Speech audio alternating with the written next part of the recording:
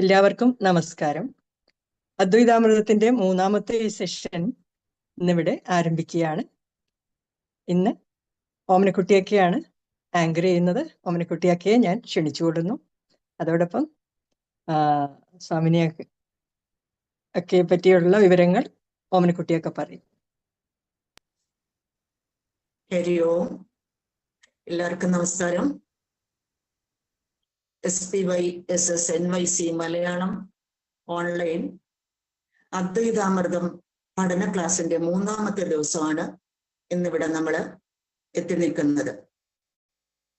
നമ്മുടെ ഇന്നത്തെ ക്ലാസ് നയിക്കുന്നതിന് എത്തിയിട്ടുള്ളത് ആദരണീയായ സ്വാമിനി വിഷ്ണുപ്രിയാനന്ദപുരിയാണ്. അതുപോലെ തന്നെ ഇന്നത്തെ ഈ ക്ലാസ്സിലേക്ക് ക്ലാസ് കേൾക്കാനും പഠിക്കാനും എത്തിയിട്ടുള്ള മുഴുവൻ യോഗബന്ധുക്കളെയും സ്വാഗതം ചെയ്യുന്നു.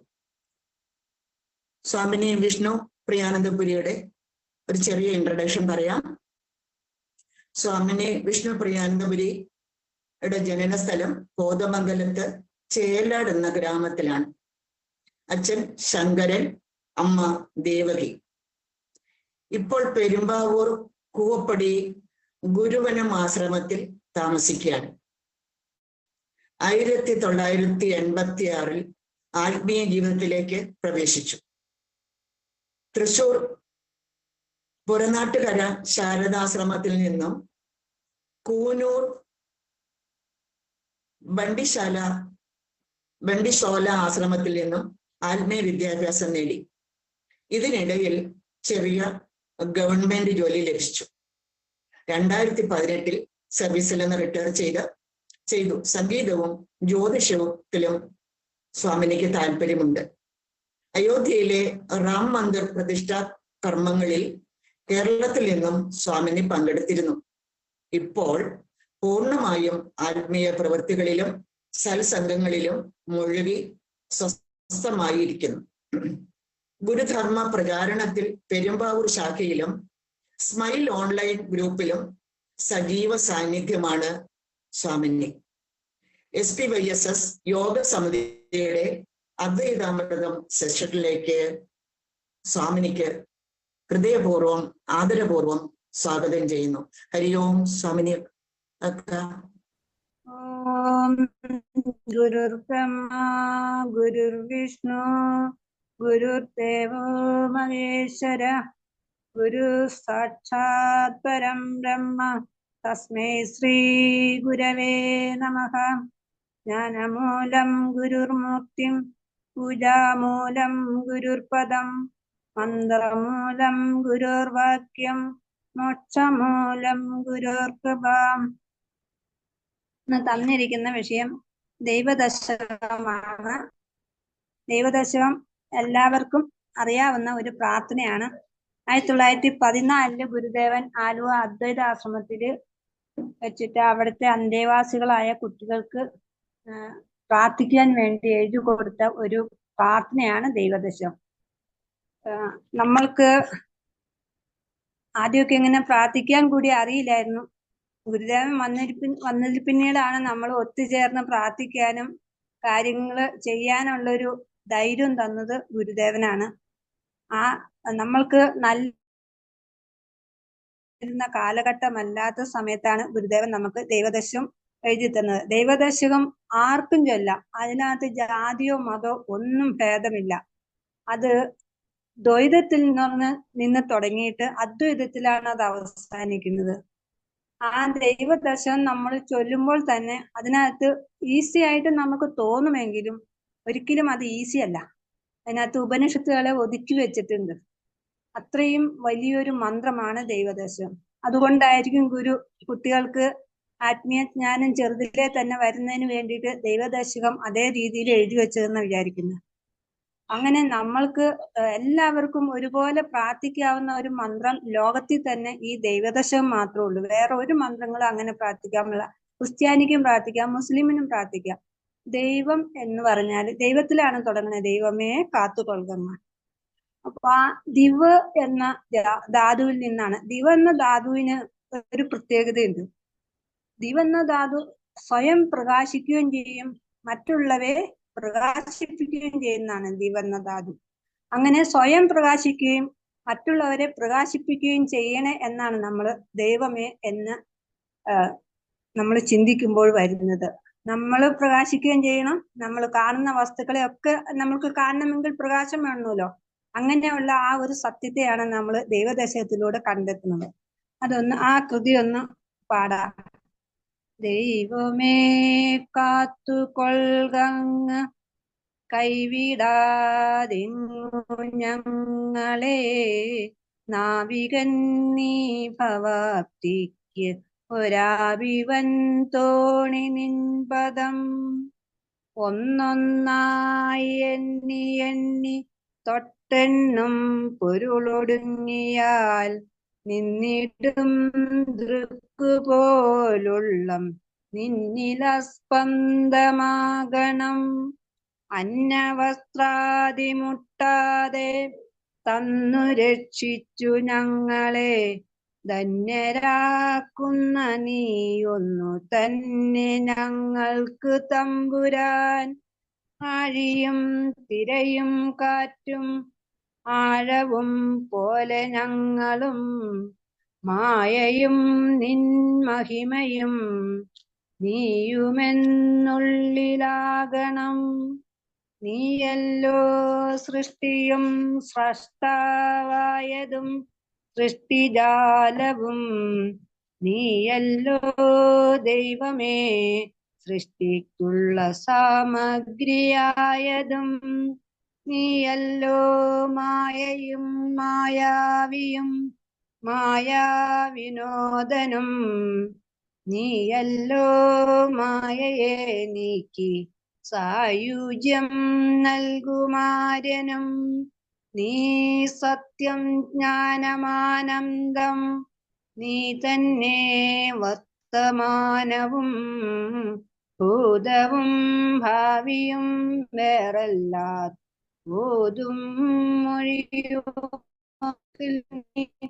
അകവും പുറവും തിങ്ങും മഹിമാവാർന്ന നിൻപദം, പുകഴ്ത്തുന്നു ഞങ്ങളങ്ങ് ഭഗവാനെ. ജയിക്കുക ജയിക്കുക മഹാദേവ ദീനാവനപരായണ, ജയിക്കുക ചിദാനന്ദ ദയാസിന്ധോ. ജയിക്കുക ആഴമേറും മഹസാം ആഴിയിൽ ഞങ്ങളാകവേ, ആഴണം വാഴണം നിത്യം, വാഴണം വാഴണം സുഖം. ഓം ശ്രീ നാരായണ പരമഗുരവേ നമഃ. ഓം ശ്രീ നാരായണ പരമഗുരവേ നമഃ. ഓം ശ്രീ നാരായണ പരമഗുരവേ നമഃ. ഇന്ന് മഹത്തായ ചതയദിനം കൂടിയാണ്. ആ ദിവസം തന്നെ എനിക്ക് ദൈവദശകം നിങ്ങൾ ക്ലാസ് തന്നത് വളരെ സന്തോഷായി. തുടങ്ങാം. ദൈവമേ കാത്തുകൊൾകങ്ങ്, അല്ലെ, അങ്ങ് കാത്തുകൊൾക് ഇങ്ങ് കൈവിടാതെ ഞങ്ങളെ എന്ന് പറഞ്ഞേക്കണം. അങ്ങെന്ന് പറഞ്ഞ നമ്മളിൽ നിന്ന് കുറച്ച് ഉയരത്തിലാണ്, നമ്മൾ കുറച്ച് താഴെ. ആ നമ്മളെ ഉയരത്തിലിരിക്കുന്ന ഭഗവാൻ കാത്തുകൊള്ളണം എന്ന ഒരപേക്ഷയാണ് ഇതിനകത്ത് പറയുന്നത്. ഏത് സമയത്തും എന്തൊരു കാര്യങ്ങൾ ചെയ്യുമ്പോഴും ഏത് പ്രവൃത്തി ചെയ്യുമ്പോഴും ഭഗവാൻ നമ്മളെ കാക്കണം, അല്ലെങ്കിൽ അത് നല്ല രീതിയിൽ ചെയ്യാൻ നമ്മൾക്ക് പറ്റില്ല. ആ ഒരു പ്രാർത്ഥന കുട്ടികൾക്കും വേണം. പഠിക്കാൻ നേരത്തും ഭഗവാൻ നമ്മൾ നല്ലത് തോന്നിക്കണേ എന്നൊരു പ്രാർത്ഥന തുടങ്ങുന്നതിന് ആണ് ഞങ്ങളെ കാത്തുകൊള്ളണം. ഭഗവാൻ പറയുന്നുണ്ട്, ഗുരുദേവൻ പിണ്ടനന്ദിയിൽ പറയുന്നുണ്ട്, ഞാൻ അങ്ങ് എടുത്ത് ചൊല്ലേണമോ. ആ ചൊല്ലേണമോ എന്ന് ചോദിക്കുന്നത് വരെ നമ്മള് അങ്ങനെ ഒരു ചിന്ത വരുന്നവരെ കാത്തുകൊള്ളാൻ തന്നെ ഭഗവാനോട് പറയണം. ഭഗവാന്റെ ഉള്ളിലേക്ക് നമ്മളിങ്ങനെ ചെന്ന് കഴിയുമ്പോൾ നമ്മൾ ഭഗവാന്റെ ഉള്ളിലാകും. പിന്നെ നമുക്ക് പേടിക്കാനില്ല. കാരണം പുറമെയുള്ള വസ്തുക്കളൊക്കെ നമ്മളിൽ ലയിച്ചു ചേരുന്ന വസ്തുക്കളാണെന്ന് നമ്മൾ മനസ്സിലാക്കി കഴിഞ്ഞാൽ പിന്നെ കാത്തുകൊള്ളാൻ പറയണ്ട. ഭഗവാൻ കാത്തുകൊള്ളും. ഭഗവാന്റെ ഉള്ളിൽ തന്നെ നമ്മൾ ഇരിക്കല്ലേ. അപ്പൊ നമ്മൾ ഇരിക്കുന്നെങ്കിലും ഭഗവാൻ പുറത്തിരിക്കുന്നതായിട്ടാണ് പ്രാർത്ഥിക്കുന്നത്. നാവികന്നി ഭവാപ്തിക്ക് ഒരാവി വൻതോണി നിൻപദം. ഭവാപ്തി എന്ന് പറയുന്നത് നമ്മൾ ഈ സംസാര സാഗരത്തിലേക്ക് ഇറങ്ങുകയാണ്. ഒരു കുഞ്ഞ് ജനിച്ചു കഴിഞ്ഞിട്ടുണ്ടെങ്കിൽ ആ കുഞ്ഞിന് ഒരു കാര്യമായി കരയാനല്ലാണ്ട് വേറെ ഒന്നും അറിയില്ല. അത് വിശന്ന് കഴിഞ്ഞാൽ കരയും പാലിന് വേണ്ടി. വലിയൊരു സംസാര സാഗരത്തിലേക്കാണ് ആ ജനിക്കുന്നത്. പല കാര്യങ്ങളും തരണം ചെയ്തിട്ട് വേണം ജീവിതം എന്ന 3 അക്ഷരം പൂർത്തിയാക്കാനായിട്ട്. ആ കുഞ്ഞിനെ നമ്മള് നല്ല രീതിയിൽ ഈശ്വര ചൈതന്യം കൊടുത്ത് വളർത്തി വലുതാകുന്തോറും ആ കുട്ടിക്ക് അറിവുണ്ടായിക്കൊണ്ടിരിക്കും. ആ ഒരു ഭവാപ്തി, ആ ഭവാപ്തിയിൽ നാവികനായിട്ട് നിൽക്കുന്ന നമ്മുടെ നാവികന്നീ ഭവാപ്തിക്ക്, അതിനകത്ത് നമ്മളെ തുഴയുന്ന നമ്മളെ കൊണ്ടുപോകുന്ന നേരാൻ വഴിക്ക് കൊണ്ടുപോകുന്ന ആളാണ് ഭഗവാൻ. അപ്പൊ ആ ഭഗവാൻ നമ്മളെ കൊണ്ടുപോകുന്ന സമയത്ത് നമ്മൾക്ക് കുറച്ച് ബന്ധുക്കളൊക്കെ വന്നു ചേരുകയാണ്. അച്ഛൻ, അമ്മ, നമ്മുടെ സഹപ്രവർത്തകര്, സഹോദരങ്ങള് അങ്ങനെ വന്നു ചേരുകയാണ്. ഈ ജീവിതത്തില് ഒരു കപ്പല് എങ്ങനെ കടലിൽ കൂടെ പോകുമ്പോൾ ആ കപ്പലിന് ആഴമുണ്ട്, അതുപോലെ വലിയ പാറകളൊക്കെ ഉണ്ട്, കാറ്റ് പിടിക്കും. ഇതിനൊക്കെ എങ്ങനെ നിയന്ത്രിച്ചുകൊണ്ടാണ് ആ കപ്പിത്താൻ ആ കപ്പലിനെ കൊണ്ടുപോകുന്നത്. നമ്മളെ സംരക്ഷിക്കണം. ആ കപ്പലിൽ ഇരിക്കുന്ന ആളുകളെ സംരക്ഷിച്ചു കൊണ്ടുപോകണം ആ കപ്പിത്താൻ ആ കപ്പൽ മുന്നോട്ട് കൊണ്ടുപോകാൻ.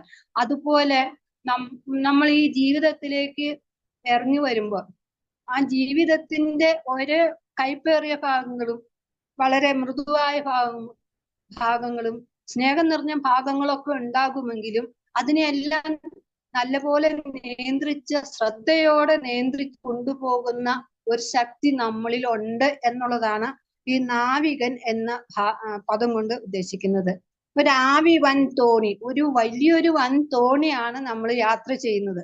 അതിനകത്ത് നിൻ പദം, നിന്റെ പദം എന്നുള്ളതിന് പദം എന്ന് പറയുമ്പോ ആ വാക്ക്, പദം അക്ഷരം എന്ന് പറഞ്ഞാൽ ക്ഷയിക്കാത്തതാ, എപ്പോഴും നിലനിൽക്കുന്നത്.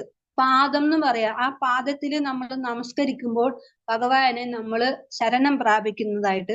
പദം എന്ന് പറഞ്ഞാൽ ആ പദത്തെ നമ്മൾ നോക്കിക്കൊണ്ട് കാര്യങ്ങൾ ചെയ്യാം. പാദപൂജകളൊക്കെ ചെയ്യുന്ന അതുകൊണ്ട്, ഭഗവാന്റെ പാദം വെച്ചിട്ടൊക്കെ പൂജ ചെയ്യുന്ന അതുകൊണ്ട് പറയുന്നത് വളരെ വലുതാണ്, ഏറ്റവും ബൃഹത്തായതാണ്.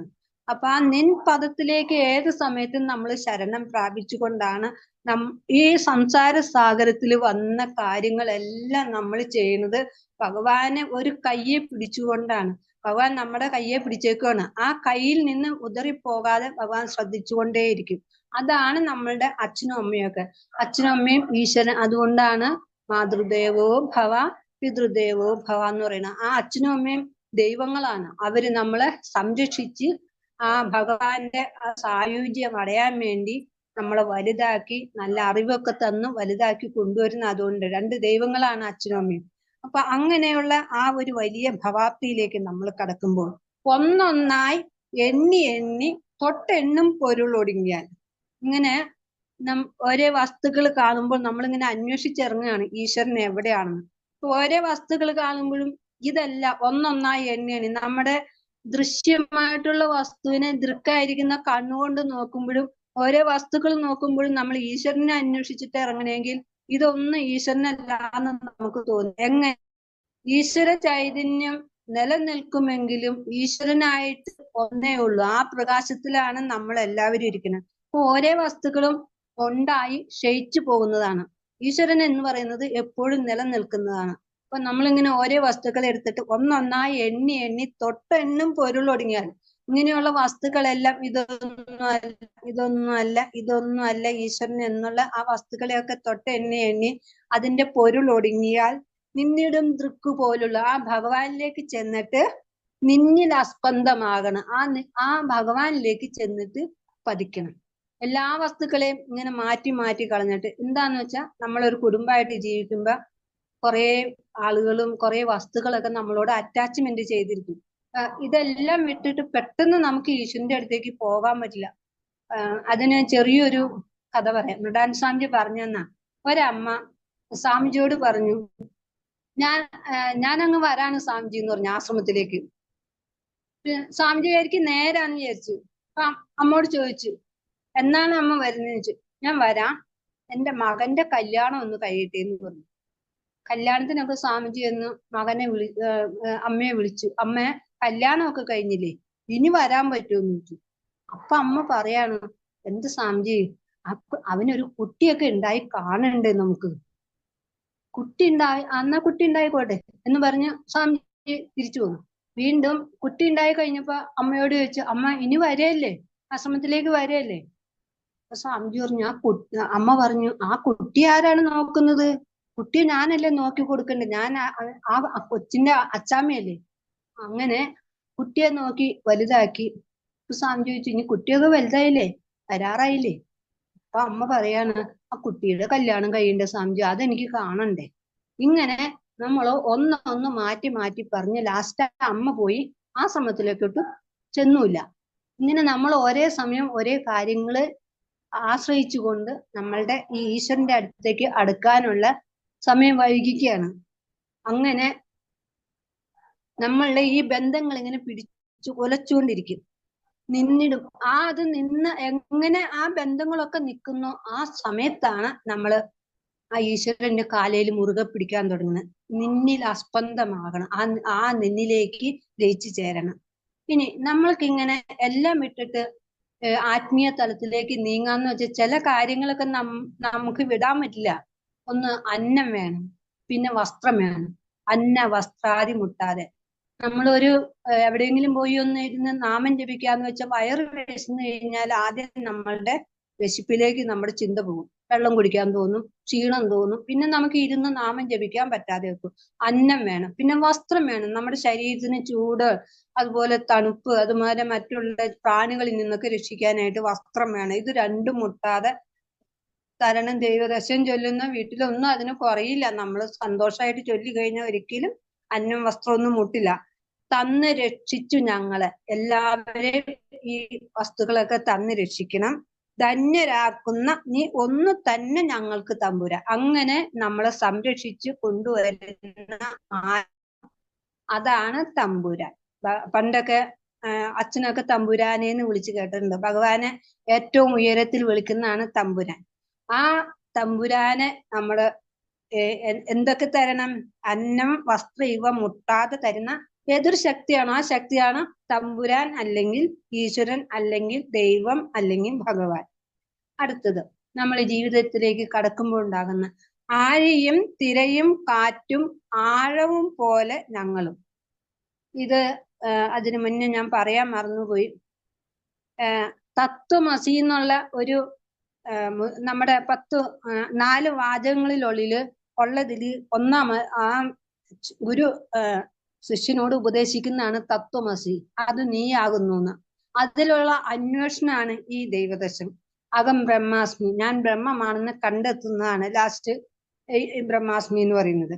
അങ്ങനെ ഈ ജീവിതത്തിലേക്ക് കടക്കുമ്പോൾ ആഴിയും തിരയും കാറ്റും,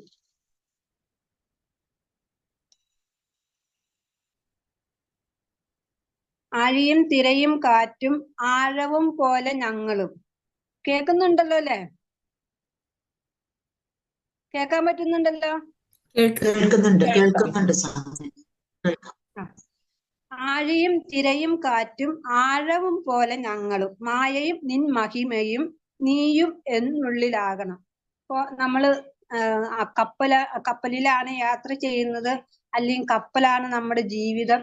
ഇങ്ങനെ കാണുന്ന ആ കപ്പല് സഞ്ചരിക്കുമ്പോൾ അതിനകത്ത് ആഴിയുണ്ട്, തിരയുണ്ട്. ആഴി എന്ന് പറഞ്ഞാൽ സമുദ്രം. ആ സമുദ്രത്തില് സ്വതവേ തന്നെ വെള്ളം തന്നെ തിരയായിട്ട് വരും. പിന്നെ അതിന് തിര തള്ളിച്ചുകൊണ്ട് വരുന്നതാണ് കാറ്റ്. ഈ 3 ചേർന്നേ ഇരിക്കുള്ളൂ എപ്പോഴും. നമ്മുടെ ഉള്ളിൽ അങ്ങനെ തന്നെ. നമ്മുടെ ശരീരം, ഈശ്വരൻ, ജീവപ്രാണൻ, ഇങ്ങനെ 3 ചേർന്നേ ഇരിക്കുള്ളൂ. തിരയും കാറ്റും ആഴവും പോലെ ഞങ്ങളും. അതിലേക്ക് നമ്മൾ ഇറങ്ങി ഒരേ പ്രായം, ഒരേ വയസ്സെത്തുമ്പോഴും ഭഗവാനിലേക്ക് ഇറങ്ങി ചെല്ലുകയാണ് ആ ആഴത്തേക്ക്.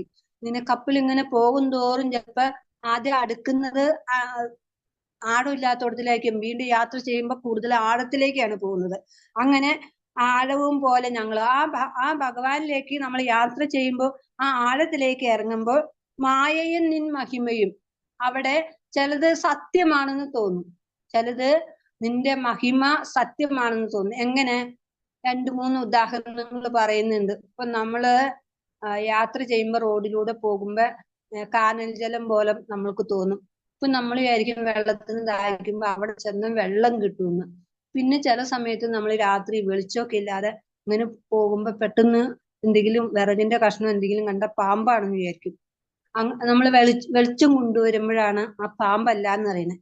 അങ്ങനെ ഈ യാത്രയിൽ ഇങ്ങനെ പല മായയും നമ്മളെ പരീക്ഷിക്കും. ചിലത് ഉള്ളതുപോലെ തോന്നും, ചിലത് ഉള്ളത് ഇല്ലാത്തതുപോലെ തോന്നും. ഇന്ന് ഈശ്വരനുണ്ട്, നമ്മൾ എപ്പോഴും അതിനെ ഇല്ലാത്തതായിട്ടാണ് കാണുന്നത്. കാരണം നമുക്ക് തെളിവൊന്നുമില്ല. ഒരാൾക്ക് മനസ്സുണ്ട്, ബുദ്ധിയുണ്ട്, നമ്മൾക്ക് കാട്ടി കൊടുക്കാൻ പാടില്ല. മനസ്സിന് സ്നേഹം കൊണ്ട് പ്രകടിപ്പിക്കാൻ പറ്റുമെങ്കിലും എവിടെ ഇരിക്കണേ എന്ന് മനസ്സിനെ കാണിച്ചു കൊടുക്കാൻ പറ്റില്ല. അതുമാതിരി ബുദ്ധിയും കൊണ്ട് നമ്മൾ പല കാര്യങ്ങളും പ്രകടിപ്പിക്കും, ധൈര്യമൊക്കെ കാണിക്കുമെങ്കിലും നമ്മൾക്ക് ആ ബുദ്ധി എങ്ങനെയാണെന്ന് ഒരു ദൃക്കായിട്ട് കാട്ടി കൊടുക്കാൻ പറ്റില്ല, ദൃശ്യമായിട്ട്. അതുപോലെ നിൻ മഹിമയും, നിന്റെ മഹിമ ഉണ്ടെന്നും തോന്നും, ചിലപ്പോ ഇല്ലാന്നും തോന്നും.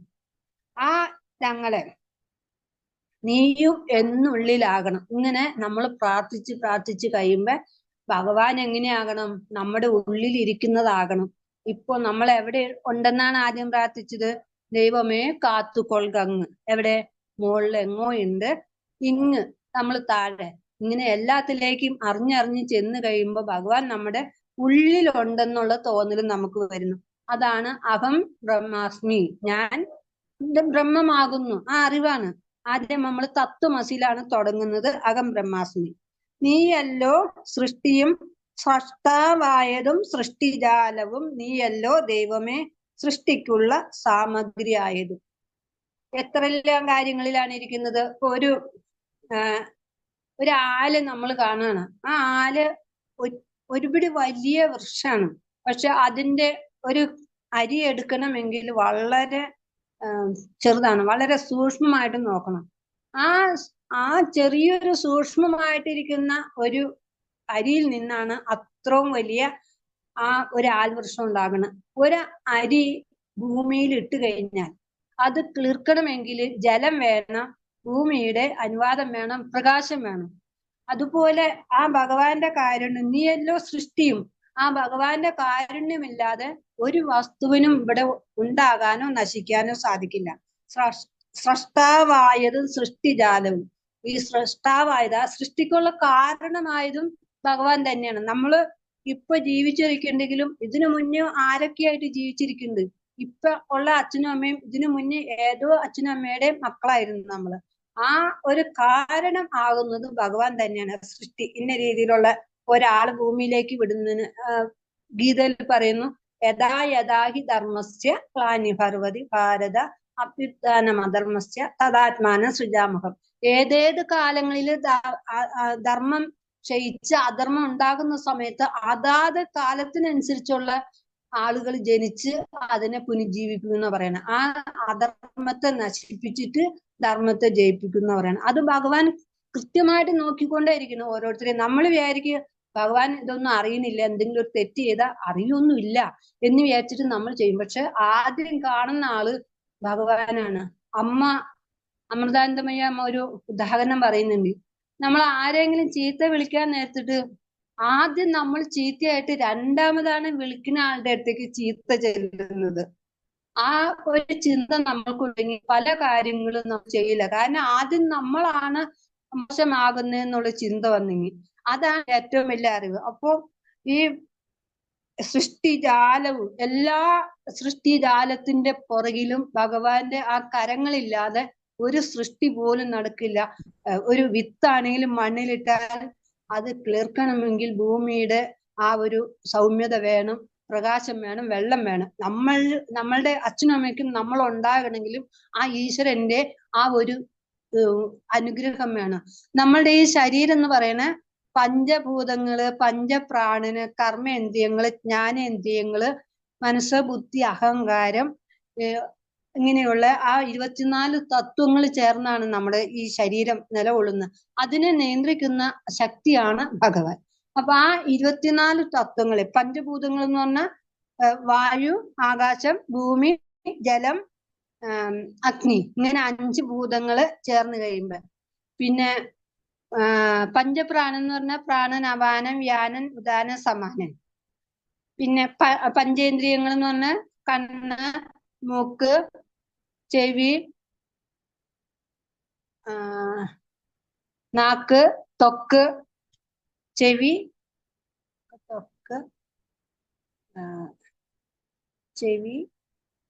കണ്ണ്, മൂക്ക്, നാക്ക്, ത്വക്ക്, പിന്നെ എന്തോ എന്നോടെ കർമ്മേന്ദ്രിയങ്ങള് പറഞ്ഞു മറന്നുമില്ല. എല്ലാം പറഞ്ഞായിരുന്നു. മറന്നുപോയല്ലേ. അപ്പൊ അങ്ങനെ ആ കർമ്മേന്ദ്രിയങ്ങളും ജ്ഞാനേന്ദ്രിയങ്ങളും പിന്നെ ഇപ്പൊ 20 പിന്നെ അന്ധകരണങ്ങള് മനസ്സ്, ബുദ്ധി, അഹങ്കാരം, ചിത്തം, ഇങ്ങനെ ഈ ഇത്ര 24 തത്വങ്ങൾ ചേർന്ന് നമ്മുടെ ശരീരത്തെ അതിനകത്ത് ഒരു കുറവ് പോലും വരുത്താതെ ഏതെങ്കിലും ഒരു വായു കുറച്ച് കുറവാണെങ്കിൽ നമുക്ക് കഴിക്കണം. അതുമാതിരി അഗ്നി കുറച്ച് കുറവാണെങ്കിൽ ഭക്ഷണം കഴിക്കണം, ദഹിക്കില്ല. അതുപോലെ തന്നെ ഒരേ വസ്തുക്കൾ കുറവാണെങ്കിൽ നമുക്ക് അതിനുള്ള ബുദ്ധിമുട്ടുകൾ ഉണ്ടാകും. നമ്മുടെ ശരീരത്തെ തുല്യത, നമ്മുടെ ശരീരത്തിലുണ്ടാകുന്ന ആ ബ്ലഡിനെ വേണ്ട രീതിയിൽ സഞ്ചരിപ്പിച്ച് നമ്മൾക്ക് വേണ്ട രീതിയിൽ ഓർമ്മ തന്ന് നമ്മൾ വൈകുന്നേരം കിടക്കുമ്പോൾ ഉറങ്ങിയിട്ട് കൃത്യസമയത്ത് നമ്മളെ എഴുന്നേൽപ്പിക്കുന്നു, നമ്മളുടെ കാര്യങ്ങളൊക്കെ കൃത്യമായിട്ട് ചെയ്യിക്കുന്നു. ഭഗവാന് ഒരാൾ ജനിച്ചാൽ എത്രയോ നമ്മൾക്ക് അതിന്റെ പകുതി ഉത്തരവാദിത്വം പോലും ഉണ്ടോ? നമ്മൾ ചിലപ്പോൾ 10 മണി വരെ കിടന്നുറങ്ങും. ഇന്ന് പറ്റിയില്ലെങ്കിൽ 10 മണി വരെ ഉറങ്ങും. സൂര്യ ഭഗവാൻ ഒരു 10 മണി വരെ ഉറങ്ങി എങ്ങനെയിരിക്കും? നമ്മൾ ആരെങ്കിലും വല്ല കാര്യങ്ങളും നമുക്ക് നടക്കുവോ? അതുപോലെ അവരൊക്കെ ആജീവനാന്തം ഒരു നിമിഷം കളയാതെ പ്രയത്നിച്ചുകൊണ്ടിരിക്കുകയാണ്. നമ്മുടെ ഉള്ളിലെ ഹാർട്ടൊക്കെ ഏത് സമയത്തും ഇടിക്കും. ഒരു നിമിഷം ഇടിച്ചില്ലെങ്കിൽ നമ്മുടെ കാര്യം നമുക്കറിയാം. ഇതുപോലെ ഉള്ള ആ ഒരു വലിയൊരു അത്ഭുതം നമ്മളിൽ നടക്കുകയാണ്.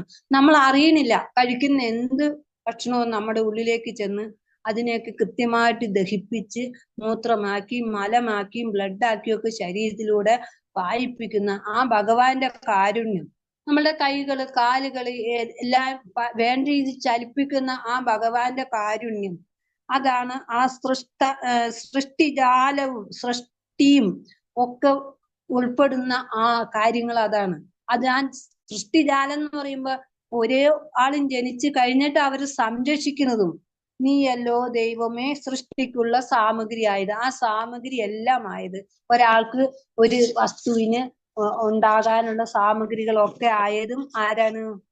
ഭഗവാൻ തന്നെയെന്ന് നമ്മളോട് പറയാണ്. അപ്പൊ ഈ പ്രാർത്ഥനയിലും വലിയ പ്രാർത്ഥനയുണ്ടോ? നീയല്ലോ മായയും മായാവിയും മായാവിനോദനും. ഇനി നമ്മൾക്ക് ഇപ്പൊ നമ്മളെല്ലാവരും തന്നെ ഈശ്വരനെ കണ്ടിട്ടില്ലാത്തതുകൊണ്ട് ഇപ്പൊ ഈശ്വരനെ ഒരു ഭക്തിയുള്ള ഒരാളെ കാണുമ്പോ ചോദിക്കുന്നു, ഈശ്വരനെ കണ്ടിട്ടുണ്ടോന്ന് നമ്മൾ ചോദിക്കും. ഇത്ര ഭക്തിയൊക്കെ ഉണ്ട് ഈശ്വരനെ കണ്ടിട്ടുണ്ടോന്ന്. ഇപ്പൊ നമ്മളെ ആ മായയാല് നമ്മളെ മറച്ചു വെച്ചിരിക്കുകയാണ് ഓരോരുത്തരെയും. സാധാരണ ഒരാള് ഒരു ചിട്ടയോടുകൂടിയുള്ള ജീവിതം നയിക്കുന്നില്ല. അവര് സമയത്തിന് എഴുന്നേൽക്കില്ല, ഒന്നും ഈശ്വരനെ വിചാരിക്കില്ല, കുളിക്കില്ല, ചിലപ്പോ ക്ഷേത്രത്തിലൊക്കെ പോകും ചില ദിവസങ്ങളിൽ. എന്നല്ലാതെ അവർക്ക് ഈ താത്വികമായിട്ടുള്ള ഭഗവാൻ എങ്ങനെ ഇരിക്കും എന്നുള്ള ചിന്തയില്ല. കുറച്ചു പേര് ഇങ്ങനെ പഠിക്കുകയും അതിനെപ്പറ്റി ചിന്തിക്കുകയും ഒക്കെ ചെയ്യുന്നുണ്ടെങ്കിലും സാധാരണ ആളുകൾ ഈ ഭാഗത്ത് വരെ എത്തുന്നില്ല. നീയല്ലോ മായ, അവരാ മായയിൽ മുഴുകിക്കെടുക്കാണ്. എന്റെ കുടുംബം, എന്റെ ഭാര്യ, എന്റെ ഭർത്താവ്, എന്റെ കുട്ടികള്, എന്റെ മുതല് എന്നുള്ള ആ മായയാകുന്ന ആ വസ്തുക്കളിൽ അവർ മുഴുകി ഇങ്ങനെ ഓരോ ദിവസവും ജീവിക്കുകയാണ്. പിന്നെ ഭക്ഷണം കഴിക്കണം, പിന്നെ ഇപ്പൊ എന്തെങ്കിലും പാർട്ടികളൊക്കെ ഉണ്ടെങ്കിൽ കല്യാണമൊക്കെ ഉണ്ടെങ്കിൽ പോകണം, ഇങ്ങനെയുള്ള കാര്യങ്ങളിൽ മാത്രം അവർ മുഴുകിയിരിക്കുന്ന അനേക ആളുകളുണ്ട്. അപ്പൊ അതിൽ നിന്ന് വ്യത്യാസമായിട്ട് കുറച്ചു പേര് മാത്രം ഈ മായയെ ഒന്ന് നീക്കി, മായയും മായാവിനോദന അങ്ങനെയുള്ള വസ്തുക്കളിൽ നിന്ന് വിനോദിക്കുന്ന ആളും ഭഗവാനാണ്. ഈ ഈശ്വരനെ മറച്ചുകൊണ്ടിരിക്കുന്ന മായയിൽ വിനോദിക്കുന്ന ആളും ആ ഭഗവാനാണ്. അനേക ജന്മങ്ങള് ശങ്കരാചാര്യന്റെ വിവേക ചൂടാമണിയിൽ പറയുന്നു, ജന്തുനാം നരജന്മം ദുർലഭമതാണ്. ആ ജന്തുക്കളിൽ നിന്നും നരജന്മം വളരെ ദുർലഭമാണ്. ജന്തുക്കൾക്ക് ഈ വസ്തുക്കളെ കാണാനും ആ കാണുന്നതനുസരിച്ച് ചെയ്യാനുള്ള ബുദ്ധി മാത്രമേ ഉള്ളൂ. ആ മനുഷ്യന് മാത്രമാണ് ആ തിരിച്ചറിവ് ചെന്ന് തിരിച്ചറിവ് അറിവോടുകൂടി ഇരുന്ന് ഈശ്വരനെ അറിഞ്ഞ് ഈശ്വരനായിട്ട് ചേരാൻ. അതും ഈ കലിയുഗത്തിലാണ് നാമജപത്താൽ ഈശ്വരന്റെ എത്തിച്ചേരാൻ പറ്റുള്ളൂ എന്ന് പറയുന്നത്. മറ്റുള്ള യുഗങ്ങളിലൊക്കെ പണ്ടൊക്കെ ഋഷിമാര് തപസ് മാത്രം ചെയ്ത് വെള്ളവും ഒന്നും കുടിക്കാതെ തപസ് മാത്രം ചെയ്തിട്ടാ ജീവിച്ചത്. പിന്നീട് കുറച്ചുകൂടി കഴിഞ്ഞപ്പോ കുറച്ച് കാലം കഴിഞ്ഞ് തപസ് ചെയ്യാന്നൊക്കെ ആയി. ഇപ്പൊ നമ്മൾക്ക് നാമം ജപിച്ചാൽ മതി എന്ന് പറഞ്ഞാലും ഒക്കെ കുറച്ച് കൊണ്ടുവന്നു. കലികാലത്ത് നാമം ജപിച്ചാൽ മതി എന്ന് പറഞ്ഞാലും എല്ലാവരും ആ നാമം ജപിക്കാൻ തന്നെ തയ്യാറാകുന്നില്ല. നമ്മൾ നിരന്തരം നാമം ജപിക്കണം. ഇന്ന് ചതയാണ്, ഇന്ന് അഖണ്ഡ നാമജപങ്ങളൊക്കെ ഉള്ള ദിവസമാണ്. അപ്പൊ ആ നിരന്തരമുള്ള നാമം ജപിച്ച് നമ്മളുടെ ശ്വാസം എപ്പോ വിടുന്നുണ്ടോ ആ സമയത്തെല്ലാം നാമമായിട്ട് മാറാം. ഒരു ശ്വാസം വിടുന്ന സമയത്തും നാമമായിട്ട് മാറും. ഞങ്ങള് ഹരിദ്വാർ കുംഭമേളയ്ക്ക് പോയപ്പോ എനിക്ക് ചില കാര്യങ്ങൾ മാത്രമേ എന്റെ മനസ്സിൽ അങ്ങനെ പിടിക്കുള്ളൂ. ഒരു വലിയ അച്ഛൻ ഒരു കസേരയിലിരിക്കുക, അതിന്റെ കുഞ്ഞു മോള് ഒരു 7 വയസ്സ് കാണും. ആ കുട്ടിയാണ് അവിടെ കച്ചവടം നടത്തുന്നത്. അപ്പൊ ആ അച്ഛൻ ഒരേ ശ്വാസം വിടുന്നതും ഗംഗാമയ്യ ഗംഗാമയ്യ ഗംഗാമയ്യ ഗംഗാമയ്യ എന്നാ. അതിന് ആ ശ്വാസം വെറുതെ പോകരുത്, ഗംഗാമയ്യയില് ലയിച്ച് പോകണം എന്നുള്ള ഒരിതാണ്. നമ്മുടെ നാട്ടിൽ കൂടെ ഇഷ്ടംമാതിരി നടന്നിട്ടുണ്ടെങ്കിലും ഒരച്ഛന്മാരും അങ്ങനെ നാമം ജപിച്ച് ഞാൻ കേട്ടിട്ടില്ല.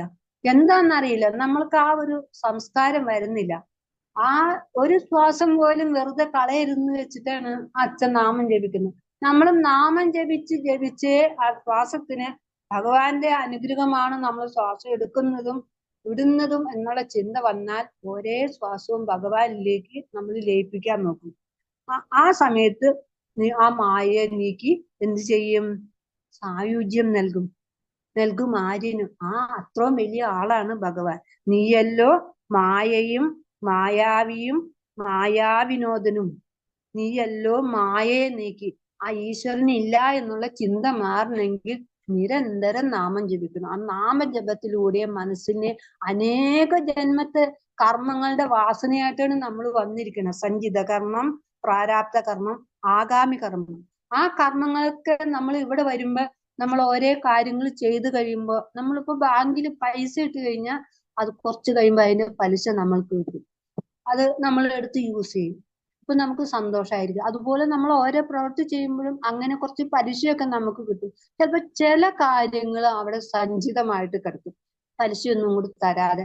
അങ്ങനെ കിടക്കുന്നത് ചിലപ്പോൾ അടുത്ത ജന്മത്തിലേക്ക് പോകാം. ആ ഒരു ഇത് തിരിച്ചറിവ് വരുമ്പോ നമ്മളുടെ കർമ്മങ്ങളൊക്കെ നമ്മൾ പരിമിതിപ്പെടുത്തും. കാരണം ഈ ജന്മത്തിൽ തന്നെ തീർത്തു പോകാൻ പറ്റുന്ന കർമ്മങ്ങൾ ചെയ്യുന്ന ആളുകളാണ് മുമുക്ഷുക്കള്. അവര് അധികം കർമ്മങ്ങളിലേക്ക് ചെന്ന് ചേരൂല. എന്തൊക്കെ നമ്മൾ കർമ്മം ചെയ്താലും അതിന്റെ ഫലമൊക്കെ നമ്മൾ അനുഭവിച്ചിട്ടാണ് ഈ ജീവിതത്തിൽ നിന്ന് പോകാനായിട്ട്. ആ തിരിച്ചറിവുള്ളവര് അധികം കർമ്മങ്ങളിലേക്ക് പോകില്ല. കർമ്മങ്ങൾ ചെയ്യാം, അത് മറ്റുള്ളവർക്ക് സേവയായിട്ട് ചെയ്യാം. അതിന് ഈ ലിമിറ്റില്ല. മറ്റുള്ളവരെ സഹായിക്കുക, സേവയായിട്ട് ചെയ്യുന്ന കർമ്മങ്ങൾക്ക് ലിമിറ്റില്ല. ബാക്കി നമ്മൾക്ക് വേണ്ടിയിട്ട് ചെയ്യുന്ന കർമ്മങ്ങളൊക്കെ അതിന് കണക്കുള്ളതാണെന്ന് നമ്മളെപ്പോഴും ആ സായുജ്യം നമുക്ക് കിട്ടാനായിട്ട് ഒത്തിരി വൈകും. അതാണ് അതിനകത്ത് പറയുന്നത്. അടുത്തത്, നീ സത്യം ജ്ഞാനം ആനന്ദം, നീ തന്നെ വർത്തമാനവും. നീ സത്യം ജ്ഞാനം ആനന്ദം. എപ്പോഴാണ് നമ്മൾക്ക് സത്യം എന്ന ഒരു വാക്ക് നമുക്ക് അനുഭവപ്പെടുന്നത്? ഒരു കാര്യം കൃത്യമായിട്ട് ചെയ്ത് നമുക്ക് തൃപ്തി വരുമ്പോഴാണ്. അത് ഭഗവാന്റെ ഒരു കാരുണ്യത്തോടുകൂടി, ഭഗവാന്റെ ഒരു കൃപയോടുകൂടി. ഇപ്പൊ പൂജ ചെയ്യുകയാണെങ്കിലും ആ പൂജ ചെയ്യുമ്പോൾ നമ്മൾക്ക് അതിനകത്ത് ഒത്തിരി മന്ത്രങ്ങളുണ്ട്. ആ മന്ത്രങ്ങളൊക്കെ ചെയ്ത് പൂ അർച്ചിച്ച് അതിന്റെ ബാക്കി എല്ലാ കാര്യങ്ങളും ചെയ്ത് നേദ്യമൊക്കെ കഴിഞ്ഞ് മണിയൊക്കെ അടിച്ച് ആരതിയൊക്കെ നടത്തി എല്ലാം കഴിഞ്ഞ് പൂജ മടക്കി നമ്മൾ അവിടെ നിന്ന് എഴുന്നേക്കാൻ നേരത്തെ നമുക്കൊരു തൃപ്തി വരണമെങ്കിൽ അതാ യഥാർത്ഥത്തിലുള്ള മനസ്സോടുകൂടി ചെയ്യണം. അങ്ങനെ ചെയ്യുന്ന ആ പൂജയ്ക്ക് ജ്ഞാനം നിരന്തരം ചെയ്യുമ്പോൾ അറിയാതെ തന്നെ നമ്മളിൽ ജ്ഞാനം വന്നു ചേരും. ആ ജ്ഞാനം വന്നു കഴിഞ്ഞാല് നമ്മൾക്ക് ആനന്ദമുണ്ടാകും. ആ ആനന്ദം നമ്മൾക്ക് പറഞ്ഞറിയിക്കാൻ പറ്റില്ല. അവരുടെ മുഖത്തേക്ക് നോക്കുമ്പോൾ തന്നെ വലിയൊരു പ്രസാദമായിരിക്കും. അവര് ആ ആനന്ദത്തിലായിരിക്കും. അപ്പൊ ഏത് സമയത്ത് നമ്മളുടെ മനസ്സിലെ അന്ധകാരമൊക്കെ മാറി ജ്ഞാനം ഉദിക്കുന്നുവോ ആ സമയത്ത് നമ്മളുടെ ഈ സഞ്ചിതമായിട്ടുള്ള കർമ്മങ്ങൾ കുറച്ച് കുറച്ച് കുറഞ്ഞുകൊണ്ടിരിക്കും. ആ സഞ്ചിതമായിട്ടുള്ള കർമ്മം കുറഞ്ഞാലാണ് നമ്മൾക്ക് ഈ ശരീരം വിട്ടിട്ട് പോകുമ്പോൾ വളരെ ഈസി ആയിട്ട് പോകാൻ പറ്റുള്ളൂ. ആ ശരീരം എടുക്കുന്നത് തന്നെ ഈ സഞ്ചിത കർമ്മങ്ങളൊക്കെ അനുഭവിക്കാൻ വേണ്ടിയിട്ടാണ്. ആ ഒരു ചിന്ത നമ്മൾക്ക് കുറച്ച് പ്രായമാകുമ്പോഴൊക്കെയാണ് വരുന്നത്. ആ വരുന്ന സമയത്ത് നമ്മൾ ഈശ്വര ചിന്ത ചെയ്യണം, ഈശ്വര സേവ ചെയ്യണം. കർമ്മങ്ങൾ ചെയ്യുകയാണെങ്കിൽ തന്നെ അത് പരോപകാരമായിട്ട് ചെയ്യണം, മറ്റുള്ളവർക്ക് ഉതകുന്ന രീതിയിൽ. ഇപ്പൊ ഗുരു അവിടെ പോയി മരുത്വാമലയിൽ പോയി തപസ്സിരുന്നു, എത്രയോ വർഷങ്ങൾ തപസ്സിരുന്നു, 5 വർഷത്തോളം. ആ തപസ്സിന്റെ സമയത്ത് ഗുരുവിന് പല അനുഭവങ്ങളും ഉണ്ടായിട്ടുണ്ട്. ഭക്ഷണം കഴിക്കാൻ കിട്ടിയിട്ടില്ല, അതുപോലെ ഒരുപിടി അസ്വസ്ഥതകളൊക്കെ ഉണ്ടായിട്ടുണ്ടാകും. ഒരു ആള് അവിടെ ചെന്നിട്ട് ഗുരുവിന് എന്താ പറ്റിയെന്ന് നോക്കാൻ പറ്റില്ല, കാരണം അത്രയും കയറ്റം കയറി പോകണ്ടേ. ആ അവസ്ഥയിൽ നിന്ന് ഗുരു താഴേക്ക് ഇറങ്ങി വന്ന് നമ്മളുടെ ഈ അവസ്ഥയെ തിരിച്ചറിഞ്ഞ് അതിൽ നിന്ന് ഉയർത്തി കൊണ്ടുവരണം എന്ന് അനേകം ഗുരുക്കന്മാര് ലോകത്തിൽ ഉണ്ടായിട്ടുണ്ടെങ്കിലും അത്രയും ഒരു ത്യാഗത്തോടു കൂടി വന്ന ഒരു ഗുരുവിനെ നമ്മൾക്ക് കാണാൻ സാധിക്കില്ല. ആ ഗുരുവിനെ നമ്മൾ ആത്മാർത്ഥമായിട്ട് ചിന്തിച്ചാൽ ഗുരു ശ്രദ്ധിക്കുന്നുണ്ടാവും എത്ര പേര് നമ്മൾ ചിന്തിക്കുന്നുണ്ട്. നമ്മളെ എല്ലാവരും ഉയർത്തണം. നമ്മൾ സാധാരണ പണ്ടൊക്കെ ഈ അങ്ങനെ നഖമൊക്കെ വെച്ചിട്ട് ഉഴുതിട്ടുണ്ടെന്ന് പറയണം നമ്മളുടെ ഈ അച്ഛന്മാരെ ഈ പാർത്തൊക്കെ. അതുപോലെ ഉപയോഗിക്കുന്ന ഒരു കാലഘട്ടത്തിൽ നിന്ന് മാറി നമ്മള് സാധാ മനുഷ്യര് ഈശ്വര തുല്യരാണെന്ന് അറിയാൻ വേണ്ടിയിട്ട് ഗുരു ഈ തപസ് ചെയ്യേണ്ട വന്നു. എല്ലാം ഉപേക്ഷിച്ച് ആ മരുത്വാമലയിൽ പോയി തപസ് ചെയ്യേണ്ട വന്നു. ആ തപസ് നമ്മൾക്ക് വേണ്ടിയിട്ടാ ചെയ്ത്. ഗുരുവിന് വേണേ അവിടെ തന്നെ ഇരുന്നാൽ മതിയായിരുന്നു. നമ്മൾ ഓരോരുത്തരും ഉയർത്താൻ വേണ്ടിയിട്ടാണ് ചെയ്തത്. നീ സത്യം ജ്ഞാനം ആനന്ദം. ആ സത്യം തിരിച്ചറിഞ്ഞിട്ടാണ്, ആ ആനന്ദത്തിലാണ് ഗുരു നീ തന്നെയും വർത്തമാനവും. ഈ ഭൂതം ഭാവിയും ഒക്കെ ഉണ്ടെങ്കിലും ഈ വർത്തമാനത്തിൽ നീ തന്നെയാണ്. ഇതിനു മുന്നേ നീ തന്നെയാണ്, ഇനി വരാനിരിക്കുന്നിടത്ത് നീ തന്നെയാണ്. ഭാവിയും വേറെ ലോതും മൊഴിയും ഓർക്കുന്നു, അതിൽ നിന്നും വ്യത്യാസമൊന്നുമില്ല. ഈ സത്യം എന്ന് പറയുന്ന ആ ഗുരുവിന് ഭൂതോ ഭാവിയോ ഒന്നുമില്ല, എല്ലാ സമയത്തും നിലനിൽക്കുന്നതാണ്. നമ്മളൊക്കെ വന്നിട്ട് നമ്മൾ കുറച്ചു കാലം കഴിയുമ്പോൾ പോകുന്നവരാണ്. പക്ഷെ ബ്രഹ്മം അല്ലെങ്കിൽ സത്യം അല്ലെങ്കിൽ ഗുരു എന്ന് പറയുന്നത് എല്ലാ സമയത്തും നിലനിൽക്കുന്നതാണ്. അതിന് ഒരു മാറ്റമില്ല. ആ ഒരു ഗുരുവിന്റെ ഒരു കാരുണ്യം, ആ ഗുരുവിന്റെ ഒരു വാക്ക്, ഗുരുവിന്റെ ഒരു സ്പർശം ഒക്കെ നമ്മൾ ഏറ്റുകഴിഞ്ഞാൽ നമ്മൾ മഹിമയുള്ളവരാകും. അതാണ് ജീവിതത്തിൽ നമ്മൾ നേടേണ്ടത്. നീ സത്യം ജ്ഞാനം ആനന്ദം. സത്യം തിരിച്ചറിഞ്ഞു കഴിഞ്ഞാൽ എന്തുണ്ടാകും? ജ്ഞാനമുണ്ടാകും. ജ്ഞാനമുണ്ടായി കഴിഞ്ഞാൽ നമ്മൾ അനേക കാലം കൊണ്ടുവന്നിരിക്കുന്ന ആ ജന്മത്തിൻ്റെതായ ആ കാരുണ്യം നിറഞ്ഞ ആ ഒരു അനുഭവം, സഞ്ചിത കർമ്മങ്ങളൊക്കെ ജയിച്ച് ഒരു ദിവസത്തെ ജ്ഞാനം കൊണ്ടേ ആ കർമ്മങ്ങളൊക്കെ ഇല്ലാതെയാകും. നമ്മൾ എത്ര പ്രാർത്ഥിച്ചാലും അങ്ങനെ അത് കുറയില്ല. ഈ ജ്ഞാനമുണ്ടാകണം. ജ്ഞാനമുണ്ടാകണമെങ്കിൽ നിരന്തരം നമ്മൾ നാമജപത്തിൽ മുഴുകി നമ്മുടെ മനസ്സിലിരിക്കുന്ന എല്ലാ കാര്യങ്ങളും കുറച്ച് കുറച്ച് കഴുകി കളഞ്ഞ് മനസ്സ് ശുദ്ധമായാൽ ആ ശുദ്ധമായ മനസ്സിലേ ഭഗവാൻ ഇരിക്കാൻ പറ്റുള്ളൂ. അങ്ങനെ ഈ കൃഷ്ണനും കുട്ടികളിങ്ങനെ കളിച്ചോണ്ടിരുന്നപ്പ ഈ കൃഷ്ണനോട് കുട്ടികൾ പറഞ്ഞു, എന്നാ നീ ഞങ്ങളുടെ മനസ്സിലൊന്ന് ഇരിക്കണേന്ന് ചോദിച്ചു. അപ്പൊ കൃഷ്ണൻ പറഞ്ഞു, എപ്പോ വേണമെങ്കിലും ഇരിക്കാലോ, മനസ്സിലിരിക്കാം, അതിന് കുഴപ്പമില്ല എന്ന് പറഞ്ഞു. അപ്പൊ കുട്ടികളോട് പറഞ്ഞു, നിങ്ങളൊരു കാര്യം ചെയ്യ്, ഇവിടെ ഇരുന്ന് നിങ്ങള് പ്രാർത്ഥിക്ക്, എത്ര പേരുടെ മനസ്സിൽ എനിക്ക് ഇരിക്കാൻ പറ്റുമെന്ന് നോക്കട്ടെ എന്ന് പറഞ്ഞ് കൃഷ്ണൻ ഇത്തിരി സമയത്തേക്ക് മാറി നിന്നു. അപ്പൊ എല്ലാവരും കണ്ണൊക്കെ അടച്ചിരുന്ന് കഴിഞ്ഞിട്ട് കൃഷ്ണൻ മാറിയോന്ന് കണ്ണ് തുറന്നു നോക്കിയപ്പോ ആളവിടെയില്ല. ആ സമയത്ത് ഇവര് കളിക്കാൻ തുടങ്ങി. കളിച്ച് നല്ല ഗുസ്തിയൊക്കെ അടിച്ച് വളരെ മോശമായിട്ടിരിക്കുന്ന സമയത്താണ് കൃഷ്ണൻ വരുന്നത്. അപ്പൊ കൃഷ്ണൻ ചോദിച്ചു, ആരുടെ മനസ്സിലാണ് ഞാൻ ഇരിക്കണ്ടേ? ഇതേപോലെ അടിപിടി കൂടുന്ന മനസ്സിൽ എങ്ങനെ എനിക്ക് ഇരിക്കാൻ പറ്റും? ഈ കുശുമ്പും അസൂയയും ആഗ്രഹവും ഒക്കെ കൂടിയുള്ള ആ മനസ്സിൽ എങ്ങനെ കയറിയിരിക്കും?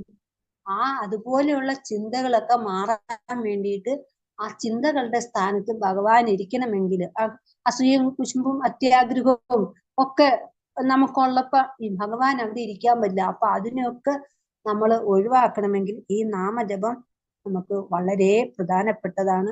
എപ്പോഴും എപ്പോഴും ഓർമ്മിപ്പിക്കുകയാണ്. ഇന്ന് ചതയമാണ്. നമ്മളെല്ലാവരും കുറച്ച് സമയം ഭഗവാനെ വിചാരിക്കണം. അടുത്തത് ഓതും മൊഴിയും ഓർക്കില്ല. അകവും പുറവും തിങ്ങും മഹിമാവാർന്ന നിൻപദം. ഇനി അഹം ബ്രഹ്മാസ്മി എന്നുള്ള ഭാഗത്തേക്ക് പതുക്കെ പതുക്കെ വന്നുകൊണ്ടിരിക്കുകയാണ്. അകവും പുറവും തിങ്ങും. ആദ്യം പറഞ്ഞു ദൈവമേ കാത്തുകൊള്ളുകങ്ങ് കൈവിടാതെ ഇങ്ങു ഞങ്ങളെ.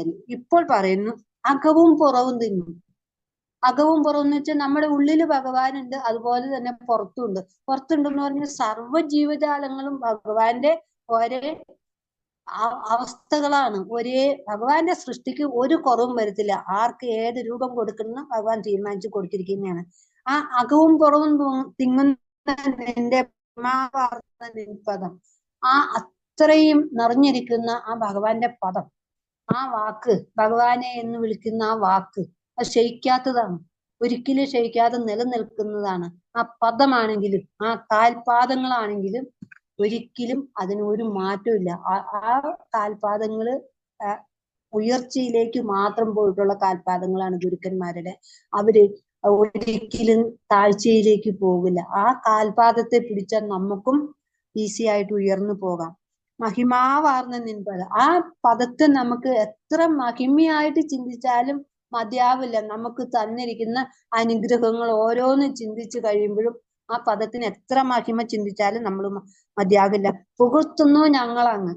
അതുകൊണ്ട് ഭഗവാനെ ജയിക്കുക, ഭഗവാനെ പുകഴ്ത്തുകയാണ്. എങ്ങനെ?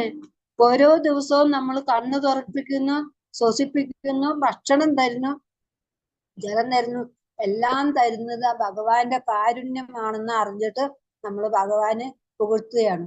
ആ പുകഴ്ത്തലാണ് നമ്മൾക്ക് വേണ്ടത്. ഏതൊരു ജീവിയിലും ഭഗവാൻ ഉണർന്നിരിക്കുകയാണെന്നുള്ള ചിന്ത വരുമ്പോൾ നമ്മൾക്ക് എല്ലാവരെയും പുകഴ്ത്താനേ പറ്റുള്ളൂ. ഇപ്പൊ നമ്മളുടെ അടുത്ത് നിൽക്കുന്ന ഒരു ചെടിയിൽ പോലും നമ്മൾ ശ്രദ്ധിച്ചു കഴിയുമ്പോൾ ആ ഭഗവാന്റെ കാരുണ്യം കാണാൻ പറ്റും. ഈ നടക്കുന്ന മൃഗങ്ങളില് ഒക്കെ നമ്മൾ ആ ഭഗവാന്റെ കാരുണ്യം കാണാൻ പറ്റും. അവർക്കൊക്കെ തിരിച്ചറിയാൻ പറ്റും നമ്മൾ മനുഷ്യരോട് അവരെ എത്ര സ്നേഹമായിട്ട് പെരുമാറുന്നു. അവരെ നമ്മൾ ഉപദ്രവിച്ചെങ്കിൽ മാത്രമേ അവര് നമ്മളെ തിരിച്ചു ഉപദ്രവിക്കാനായിട്ട് തുടങ്ങുന്നുള്ളൂ.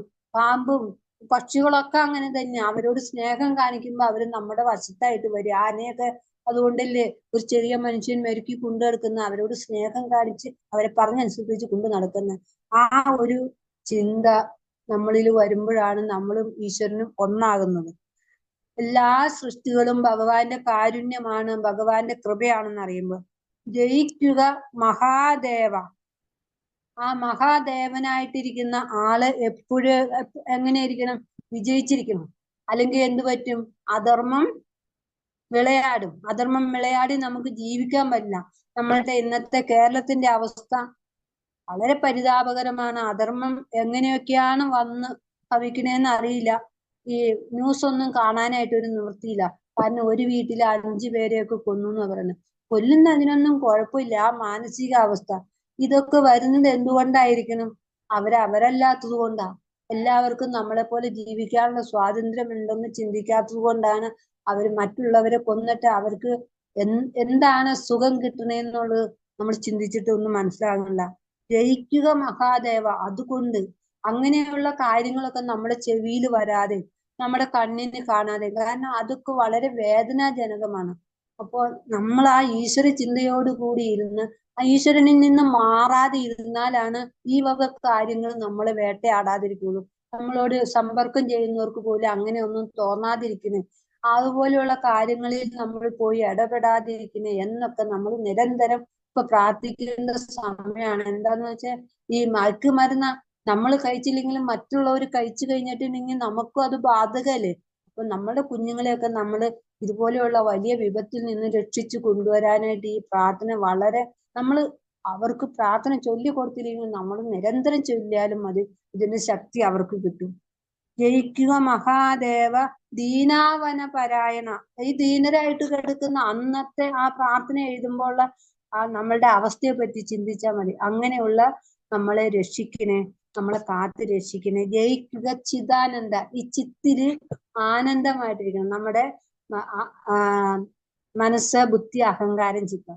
അതിൽ ആ ചിത്തത്തിലാണ് എല്ലാ കാര്യങ്ങളും ശേഖരിച്ചു വെക്കുന്നത്. ആ ചിത്തത്തില് നമ്മൾ നന്മയും തിന്മയും ഒക്കെ, അതുകൊണ്ടാണ് പറയുന്നത് കൂടുതൽ നന്മയുള്ള കാര്യങ്ങൾ ആ ചിത്തത്തിലേക്ക് നമ്മൾ ശേഖരിച്ചു വെക്കാൻ തുടങ്ങും. ചിത്താനന്ദ, ചിത്തില് ആനന്ദമായിട്ടിരിക്കുന്നതാണ്. ദയാസിന്ധു, കാരുണ്യവാനാണ് അവന്. എത്ര നമുക്ക് തന്നിരിക്കുന്ന അനുഗ്രഹങ്ങള് എണ്ണിയാൽ ഒടുങ്ങില്ല. ഒരു മനുഷ്യർക്ക് അങ്ങനെ നമുക്ക് തരാൻ പറ്റില്ല. ആ ഭഗവാന് ദയാസിന്ധു, ആ സിന്ധു ആയിട്ടിരിക്കുന്ന, ദയയുടെ കടലായിട്ടിരിക്കുന്ന ദയാസിന്ധു ജയിക്കുക, ജയിക്കാൻ മാത്രം നമുക്ക് പറയാൻ പറ്റുള്ളൂ. ആ ദയക്ക് നമ്മൾ കീഴടങ്ങുമ്പോൾ ജയിക്കുക എന്ന് മാത്രമേ നമ്മൾ പറയുള്ളൂ. ആഴമേറും നിന്മഹസ, ആഴമേറിയിട്ട് എത്ര ആഴം ഉണ്ടെന്ന് നമ്മള് ഒരേ പ്രാവശ്യം മുങ്ങി നോക്കുമ്പോഴേ അറിയാൻ പറ്റുള്ളൂ. ഒരു ചെറിയ കഥയും കൂടി പറഞ്ഞേക്കാം. 2 കാക്കകൾ ഉണ്ടായി. ആ കാക്കകള്, അതിൽ ഒരു കാക്ക ഇങ്ങനെ ഈ കടലിൽ ഒരു കല്ല് നിൽക്കുന്നുണ്ടായി. ആ കല്ലിൽ ഇങ്ങനെ ദിവസവും പോയിട്ട് ഇരിക്കും. അതിലൊരു കാക്ക ഇങ്ങനെ ഇരുന്ന് തപസ് ചെയ്യും. അതിന്റെ അടിയിൽ മുത്തുണ്ടെന്ന് ആ കാക്കയ്ക്ക് അറിയാം. ഈ മറ്റേ കാക്കയ്ക്ക് മുത്തുണ്ടെന്നൊന്നും അറിയില്ല. ഈ കാക്ക കണ്ണടിച്ചിരിക്കുന്നത് പോലെ മറ്റേ കാക്കയും കണ്ണടിച്ചിരിക്കും. പക്ഷെ ഈ കാക്ക ഈ കണ്ണടച്ചിരിക്കുന്ന കൂടുതൽ ഇടയ്ക്കിടയ്ക്ക് കുറച്ച് മുങ്ങണ്ടായി. ഇത് മറ്റേ കാക്ക കാണുന്നുണ്ടായില്ല. അങ്ങനെ കുറെ ദിവസം അടുപ്പിച്ച് മുങ്ങിക്കഴിഞ്ഞ് ഈ കടലിന്റെ ആഴം അറിഞ്ഞ് ശ്വാസം പിടിച്ച് മുങ്ങി ഈ മുത്ത് കണ്ടെത്തുന്നേരം മുങ്ങി. അങ്ങനെ മുങ്ങി മുത്തെടുത്തോണ്ട് വന്നപ്പോ ഈ 2ാമത്തെ കാക്ക ചോദിച്ചു, എങ്ങനെയാണ് നിനക്ക് മുത്ത് കിട്ടിയത് എന്ന് ചോദിച്ചപ്പോ, ഇങ്ങനെ മുങ്ങിയിട്ടാണ് എനിക്ക് കിട്ടിയെന്ന് പറയുന്നത്. ഈ 2ാമത്തെ കാക്ക ചെന്നിട്ട് ഇങ്ങനെ ശ്രമിച്ചൊന്നും നോക്കില്ല, വേഗം തന്നെ അങ്ങോട്ട് മുങ്ങി കഴിഞ്ഞപ്പോ എന്ത് പറ്റി, താഴത്തേക്ക് അങ്ങോട്ട് പോകണ്ടേ, പോയില്ല. ഇങ്ങനെ ബലം പിടിച്ചങ്ങോട്ട് പോയപ്പോ കാക്ക ചത്തുപോയി. കാരണം ഒരു പ്രാക്ടീസ് ഒന്നും ചെയ്തിട്ടില്ല. ആ ഒരു പ്രാക്ടീസാണ് നമ്മൾ ചെയ്യേണ്ട നാമജപം. പെട്ടെന്ന് നമ്മൾ ഈശ്വരനെ ഒക്കെ ലഭിക്കണമെന്ന് പറഞ്ഞാല് നടക്കില്ല. നിരന്തരം അനേക ജന്മത്തെ സുഹൃതമാണ് ഈശ്വര ചിന്ത ചെയ്യാനും ഈശ്വര സേവ ചെയ്യാനൊക്കെ സാധിക്കുന്നത്. ആ ആഴമേറുന്ന നിന്റെ മകസിലേക്ക് എന്ത് ചെയ്യണം, ആഴിയിൽ ആ കടലിലേക്ക് ഞങ്ങളാകവേ ആഴണം വാഴണം നിത്യം, വാഴണം സുഖം. ആ കടലിലേക്ക് ആണ്ട് പോയി കഴിഞ്ഞാൽ പിന്നെ ഒന്നുമില്ല. ഭഗവാനിൽ ലയിച്ചു ചേർന്നാൽ പിന്നെ അതിനകത്ത് ബാലൻസ് ആയിട്ട് ഒന്നുമില്ല. നമ്മൾ വരുന്നത് ഭഗവാനിൽ ജയിക്കാൻ വേണ്ടിയാ. പക്ഷെ ഇവിടെ വന്നിട്ട് ഓരോ കാര്യങ്ങളിൽ എത്തിച്ചേർന്ന് നമ്മുടെ മനസ്സൊക്കെ വികലമായി നമ്മൾ ഈശ്വര ചിന്ത ചെയ്യാൻ പറ്റില്ലേ എന്ന് അറിയാൻ പാടാത്ത അവസ്ഥയിലേക്ക് മാറാതെ എന്തൊക്കെ പ്രതിസന്ധികൾ വന്നാലും അതിനെയൊക്കെ തരണം ചെയ്യാൻ ആ ആവി വൻ തോണി മാത്രമാണ് നമ്മുടെ ആശ്രയം എന്ന് വിചാരിച്ചിട്ട് ഭഗവാൻ നമ്മുടെ ഉള്ളിലായിരിക്കണേ എന്നുള്ള ഉറച്ച വിശ്വാസത്തോടു കൂടി നമ്മൾ ഓരോ ദിവസവും നമുക്ക് തരുന്നത് അനുഗ്രഹമാണ്. രാവിലെ എഴുന്നേൽക്കുമ്പോൾ ഈശ്വര അനുഗ്രഹമാണ് ഈ ദിവസം എനിക്ക് തന്നെ എന്ന് പ്രാർത്ഥിച്ചിട്ട് എനിക്ക് ഇന്ന് ഇത് ഇവിടെ ദൈവദശകം പറയാൻ പറഞ്ഞ് ഞാനത് പറഞ്ഞത് എത്ര നന്നായി എന്ന് അറിയില്ല. എന്നാലും ഞാൻ നിങ്ങൾക്ക് സമർപ്പിക്കുകയാണ്. എന്നെ കേട്ടിരുന്ന എല്ലാവർക്കും പ്രത്യേകം ഇന്ന് ചതയ ദിനമാണ്. ഭഗവാന്റെ പേരിൽ ഞാൻ നന്ദി പറയാനും നന്ദി. നമസ്തേ. ഹരിയോം സ്വാമിനി. ഹരിയോം. നമുക്ക് വേണ്ടി ദൈവദശകം ഈ കുറഞ്ഞ സമയം കൊണ്ട് വളരെ ലളിതമായി ഞങ്ങൾക്കൊക്കെ മനസ്സിലാവുന്ന തരത്തിൽ പറഞ്ഞത് അത്രയും ഞങ്ങൾക്ക് ഏകദേശം ഒന്ന് ഞങ്ങൾക്ക് മനസ്സിലാക്കാൻ പറ്റിയിട്ടുണ്ട്. ഞങ്ങൾക്ക് വേണ്ടി ഇത്രയും സമയം സ്വാമിനി ഇവിടെ വന്ന് ഞങ്ങൾക്ക് ഇത്രയും പറഞ്ഞു തന്നതിന് സ്വാമിനിയോട് ഞങ്ങളുടെ SPYS സമിതിക്ക് വേണ്ടിയും ഇവിടെ എത്തിയിട്ടുള്ള എല്ലാ അക്കന്മാർക്കും അണ്ണന്മാർക്കും വേണ്ടിയും എനിക്ക് വേണ്ടിയും ഏറെ ആദരവോടെ നന്ദി നമസ്കാരം. അതുപോലെ തന്നെ ലാലിയാക്കയാണ് ഇതിന്റെ ഒരു കോർഡിനേറ്റർ. ലാലിയാക്ക ഇന്ന് എന്താണേലും വേറൊരു പരിപാടിയിൽ പോകേണ്ടതായിരുന്നു, ക്ലാസ്സിൽ പോകാതെ തന്നെ 7 മണിക്ക് ഇവിടെ എത്തി. ലാലിയാക്കയ്ക്ക് ഏറെ ആദരവോടെ നന്ദി സമർപ്പിക്കുന്നു. അതുപോലെ നമ്മുടെ ഈ ഒരു പരിപാടി നമ്മുടെ കൈകളിൽ യൂട്യൂബ് തലത്തിൽ എത്തിക്കാൻ വേണ്ട എല്ലാ സംവിധാനങ്ങളും ചെയ്യുന്ന സുനയനയ്ക്കും ഏറെ സ്നേഹത്തോടെ നന്ദി പറഞ്ഞുകൊള്ളുന്നു. അതിലെല്ലാം ഉപരി നമ്മുടെ SPYSന്റെ യോഗബന്ധുക്കളും മുഴുവൻ പേര് ഇവിടെ എത്തിയിട്ടുണ്ട്. എത്തിയ എല്ലാവരും ദൈവദശകം എങ്ങനെ കേട്ടു, എത്ര മനസ്സിലാക്കിയെന്ന് നമുക്കറിയില്ല. പിന്നീട് നമുക്ക് അതിനെക്കുറിച്ച് സംസാരിക്കാമെന്ന് വിചാരിക്കുന്നു. എല്ലാവർക്കും സമിതിക്ക് വേണ്ടി, എനിക്ക് വേണ്ടിയും ഇവിടെ എത്തിയിട്ടുള്ള എല്ലാവർക്കും വേണ്ടിയും നന്ദി പറഞ്ഞുകൊള്ളുന്നു. ഹരിയോം ലാലിയക്ക, ഹരിയോം. നമുക്ക് ഇച്ചിരി സമയം ആ. സാമിനി ഇത്തിരി സമയം ആർക്കെങ്കിലും എന്തെങ്കിലും ഒരു ചെറിയ സമയം കൊണ്ട് ആർക്കെങ്കിലും എന്തെങ്കിലും ചോദിക്കാനുണ്ടെങ്കിൽ ചോദിക്കാമെന്ന്. ഹരിയോം. സ്വാമിനി വളരെ വളരെ നന്നായിരുന്നു. ഭക്തി സാന്ദ്രമായ ഒരു സമയം തന്ന് ഞങ്ങളെ അനുഗ്രഹിച്ചതിന് ഒരുപാട് ഒരുപാട് നന്ദി. ഇനിയും വീണ്ടും വരാൻ അങ്ങക്ക് ദൈവം അനുഗ്രഹം തരട്ടെ എന്ന് പ്രാർത്ഥിക്കുന്നു. ഹരിയോം. വളരെ ഗഹനമായ ഒരു സബ്ജക്റ്റ് ആണെന്ന് പറഞ്ഞെങ്കിൽ പോലും അത് ഞങ്ങളുടെ എല്ലാം മനസ്സിലേക്ക് എത്താൻ പാകത്തിന് അത് വിശദീകരിച്ച് തന്നതിന് ഒരുപാട് നന്ദി. വളരെ നന്നായി, വളരെ ലളിതമായി വലിയൊരു വിഷയം, ഒരു ദൈവദശകം എന്ന ഒരു പ്രാർത്ഥനാഗീതം ചുരുങ്ങിയ സമയങ്ങളിൽ നമ്മൾ തുടങ്ങിയത് തന്നെ ഇത്തിരി താമസിച്ചു.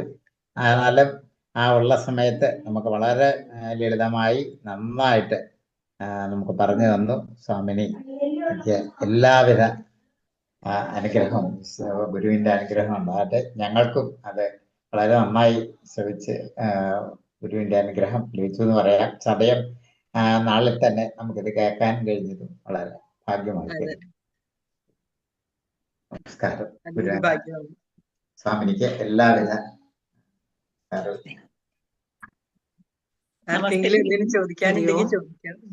നമസ്തേ. എന്തായാലും സമയം ഞങ്ങൾക്ക് വേണ്ടി നല്ല രീതിക്ക് ഞങ്ങൾക്ക് നന്നായി മനസ്സിലായി, നന്നായി തന്നെ പറഞ്ഞു തന്നു. ഇത്ര സമയം ഞങ്ങൾക്ക് വേണ്ടി ചെലവഴിച്ചതിന് വളരെ നന്ദി ഭഗിനി. നമസ്തേ. നമസ്തേ. സാമിനിയുടെ ഒരു കാര്യം, ഞങ്ങൾക്ക് കോണ്ടാക്ട് നമ്പർ തരാൻ ബുദ്ധിമുട്ടില്ലെങ്കിൽ, കാരണം കുറച്ച് തിരക്കാണെങ്കിൽ വിഷമമായിരിക്കും, അതല്ലെങ്കിൽ കോണ്ടാക്ട് നമ്പർ കിട്ടുവാണെങ്കിൽ കൊള്ളാമായിരുന്നു. ഞങ്ങൾക്ക് എന്തെങ്കിലും സംശയം ഉണ്ടെങ്കിൽ ഒന്ന് ചോദിക്കാമല്ലോ, അതിന് വേണ്ടിയിട്ടായിരുന്നു. നമ്മുടെ ഗ്രൂപ്പിൽ ഇടാൻ ലാലിയാക്കിക്ക് കൊടുത്താലും മതി, ലാലിയാക്കിക്ക് കൊടുത്താലും മതി, ഗ്രൂപ്പിലിടും. ഹരിയോം. ഹരിയോം. ഹരിയോം സാമിനി. എല്ലാവരുടെയും പേരിൽ ഒരിക്കൽ കൂടി നന്ദി പറഞ്ഞുകൊള്ളുന്നു. നമുക്ക് നേരെ ഇരിക്കാം, ലോക കല്യാണ മന്ത്രം ജപിക്കാം. കൈകൾ നമസ്കാര സ്ഥിതിയില്. സർവേ ഭവന്തു സുഖിനഃ, സർവേ സന്തു നിരാമയാ, സർവേ ഭദ്രാണി പശ്യന്തു, മാ കശ്ചിത് ദുഃഖഭാഗ് ഭവേത്. ഓം ശാന്തി ശാന്തി ശാന്തി. ഹരി ഓം.